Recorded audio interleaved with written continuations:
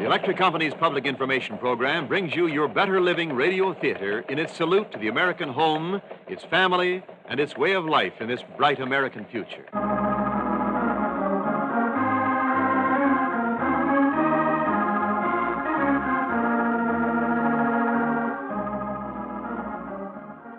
The tubes in your radio, the power behind this station which brings you this program, the nightlight at your child's bedside, the giant motors that drive the machines to mold our steel and power your production lines, the current that pops your family toaster, foods, aircraft, railroads, automobiles, and ships. Electricity always at hand, day or night, with its economy for lower cost to you, with rising efficiency through its own research, with its growth to match the nation's needs at all times. Electricity is at work to bring you better living. This is your narrator, Wendell Niles. And now your Better Living Radio Theater brings you The Night the Mountain Caught Fire. Stirring tales from the history of our most versatile source of heat and energy, the black gold known as coal. This is the third in a series of broadcasts at this time to show you how Americans in a free nation have worked to bring you better living today. In fact, the highest standard of living in the world. Later, you will hear from today's guest, Mr. Tom Pickett, Executive Vice President of the National Coal Association. And now your Better Living Radio Theater presents today's story, The Night the Mountain Caught Fire. Portsmouth, Ohio, another huge plant for the making of uranium-235 will be located near here. It will use more electric power than most large cities. The two generating plants whose output will be used in the making of atomic energy materials will be financed by private utility companies at a cost estimated to be more than $400 million.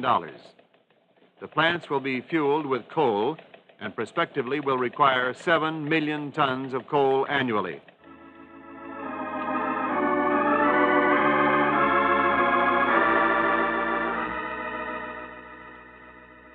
Coal touches the life of every person and every productive activity.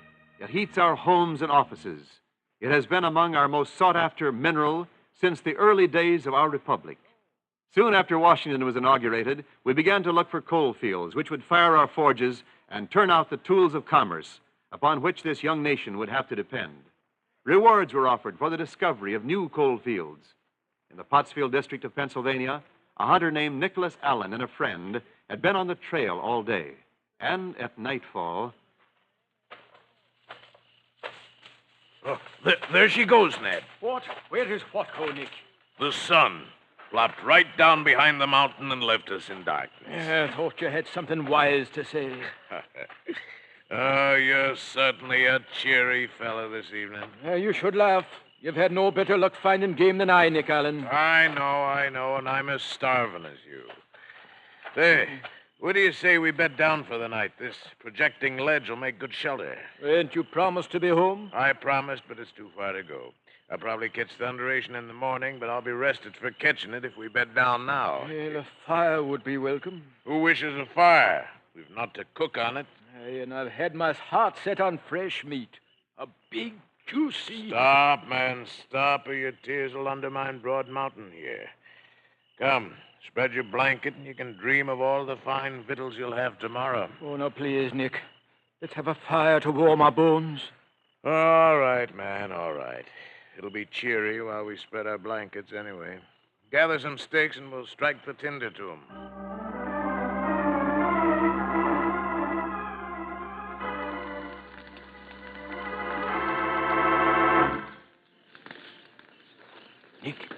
Nick. What? What is it? Wake up, Nick. What? What? You set fire to me. No, Nick. Look, the ledge had caught fire. The ledge? The whole mountain? Quick, gather your gun and blanket. It's the work of the devil. Devil or not, we've set the mountain ablaze. Hurry, man. Come below.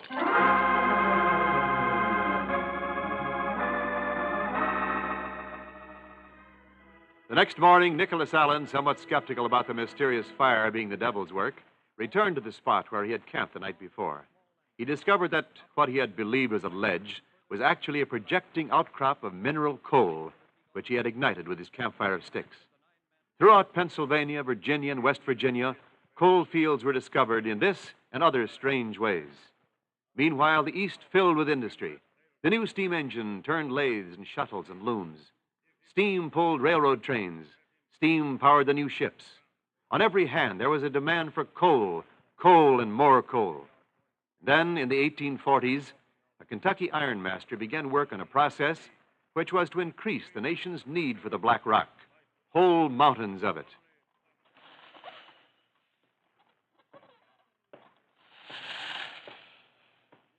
Good morning, Kelly. I got a task for you this morning. Well, I'm always ready for a task, Billings. Well, my wife's ears are stopped up. She can't hear a word I say, and she talks all the time. Oh. Now, if I bring her here, will you blow air through her ears so she can hear what I have to say? Aye, Billings, bring her. But I pity her when she has to listen to you. Oh. Say, how much steel have you made this morning in your contraption, Kelly? Oh, you know the answer. None so far. I only wish I had the air power of your lungs to force through my iron. I'd have steel in a matter of minutes. Billings, you've hunted the Kentucky hills for many years. You build a fire, and when you want the fire larger and hotter, what do? Why, You use those fine lungs of yours to blow on it. The fire gets hotter, doesn't it? Well, yes, but... There's no need to say but. It grows hotter just as your fire in your fireplace grows hotter when you use the bellows. I wish to make steel. I wish to burn off the impurities of iron. Then I must have a higher heat. I only wish I had 1,000 men like you, with you blowing your lungs at my crucible. Then I would have the tremendous force of air I am now trying to find by other means.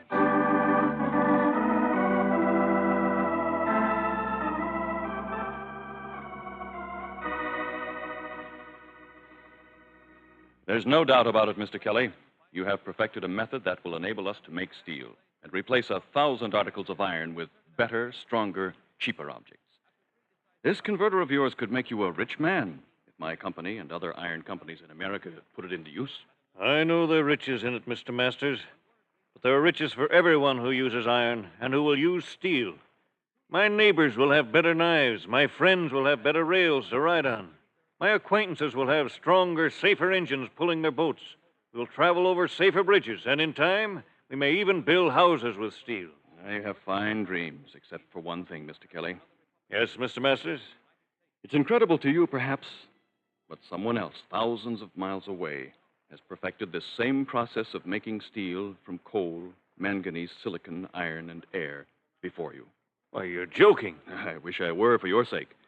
But an Englishman, Henry Bessemer, has applied for patents for a method very similar to yours. It's impossible. No, Bessemer's converter has been in use in Sheffield, England. Didn't work well at first, but a man named Mushet, Robert Mushet, I believe, suggested the addition of spiegelicin, containing carbon and manganese. This has improved the process to the point where Bessemer will undoubtedly be granted the American patents. When did this Bessemer first make steel by oxidization? Last year, I believe. Then why should he have the patent? I was making steel in this fashion almost 10 years ago.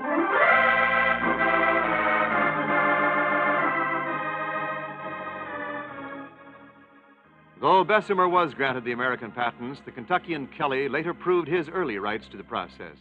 In a few years, the two men combined their interests, and the black gold of industry, coal, now not only powered America with steam engines, but also began to help build her bridges, her engines, her houses, her household articles. But even as late as 1850, human energy was still supplying 3/4 of all the energy put into the world's work. The steam engine was too large for many purposes, too complicated or too expensive for still other processes. The inventors of the late 19th century also had a new power to work with, electricity. It began to light sections of American cities. It ran our early telephones. Electric motors began to power railroads and shoe factories and mills. But the electrical pioneers experienced trouble in sending it over greater distances than 100 miles, until a significant event took place in England in 1897. It's rather simple, really.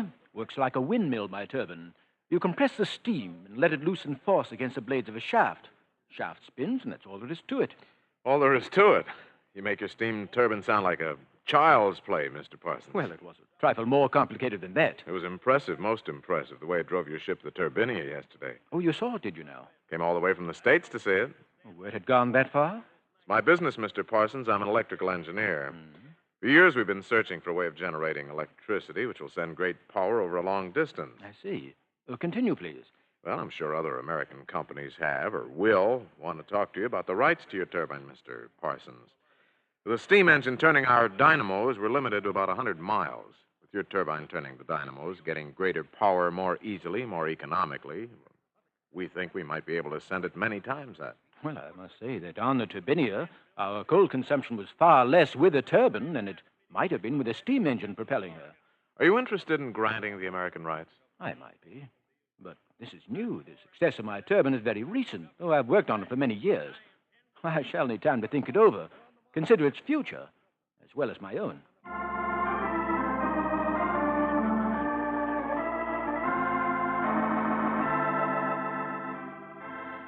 Within 3 years, the American coal industry was called upon for more mountains of coal to set afire. For Parsons granted rights to his turbine for use on this side of the Atlantic. By 1900, the first turbine-powered dynamos were in operation near Hartford, Connecticut. And within a short time, their use spread far and wide across the United States. The electric power industry was now able to furnish adequate power for more factories, more telephones, more home lighting and accessories. Ships and railroads alike put the turbine to intensive use. For while the turbine used less coal to make electricity, more coal actually was mined because of the vastly increased demand for electricity nationwide. In 1902, coal provided the electric power industry with a bare 2 billion kilowatt hours. In 1951, coal provided America with almost 225 billion kilowatt hours of light and power. It has been inevitable that, in turn, the coal industry has had to call upon electricity for help in mining the more than 500 million tons it mines today. As the steel, the airplane, the automobile, and a dozen other major industries have had to call on electric power to help solve the manpower problem, so the coal industry uses electricity today for speed and safety and volume. Many a mountain of coal has been set afire since Nicholas Allen's day, and we in the United States can be grateful that there are many, many more mountains to be set afire to help power America's industry in the years to come.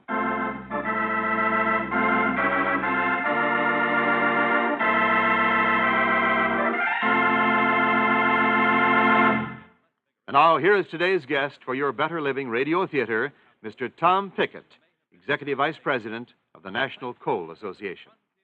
Ours is a land richly endowed by nature and blessed with a priceless heritage of freedom. No other nation has achieved so much. We have attained the richest economy and the highest standard of living in the history of mankind.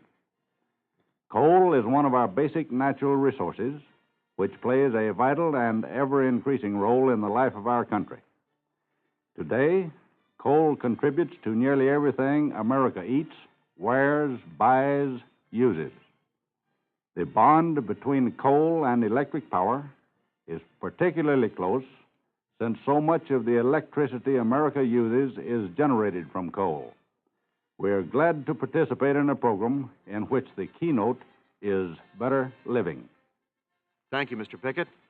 You've been listening to Mr. Tom Pickett, Executive Vice President of the National Coal Association.